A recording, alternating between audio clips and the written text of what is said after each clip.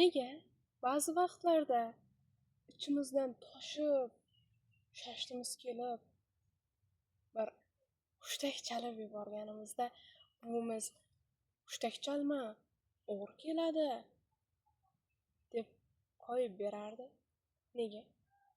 Aynan o'g'ri kim hushtak chalarkan, uyini tunab ketsam deb qarab turganmi? O'zi u qanaqa o'g'ri? Kim u? Nega keladi? Hozir javob topamiz. Kattakon hovlining uzun ayvonida biz tengi va bizdan kattaroq bolalar ko'p ekan.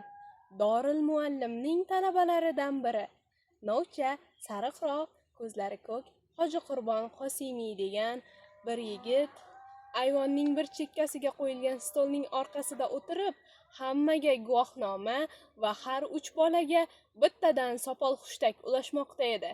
Men, Mamajon, Sharifxon degan bola uchovimizga bitta hushtak tegdi. U guvohnomani Abdulla Qahhoriyga. Shul xususda kim mazkur o'rtoqni Qo'qon Eski shahar Ishtirokiy yoshlar ittifoqi mehnatkash yoshlarni ro'yxatga olish uchun vakil qilingandir. Guvohnoma tubandagi muhr va imzolar bilan tasdiqlanadi. Rais Sarkotib. Guvohnoma va hushtaklarni olganimizdan keyin Eski shahar Ishtirokiy yoshlar ittifoqidan kelgan yosh mo'ylabi endi sabza urgan bir yigit bizga vazifalarimizni tushuntirib berdi. Har 3 bola bir komanda bo'lib, buning biri komandir bo'lar ekan. Komanda mahallalarni kezib, hovlilarga kirib, qaroli va xizmatkor bo'lib yurgan 14 yoshdan 18 yoshgacha hamma yoshlarni hamda ko'knorixona va takyalarni ro'yxatga olish, yosh qizlar erga berilayotgan darak topsa, beto'xtov shtabga ma'lum qilishi, komandaga birov qarshilik qilsa, komandir hushtak chalib,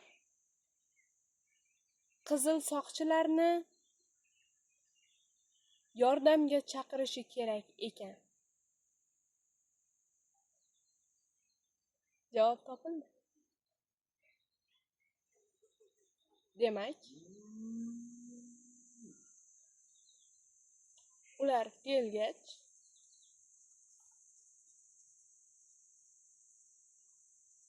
ma'lum chora ko'riladi, ma'lum narsalar musodara qilinadi.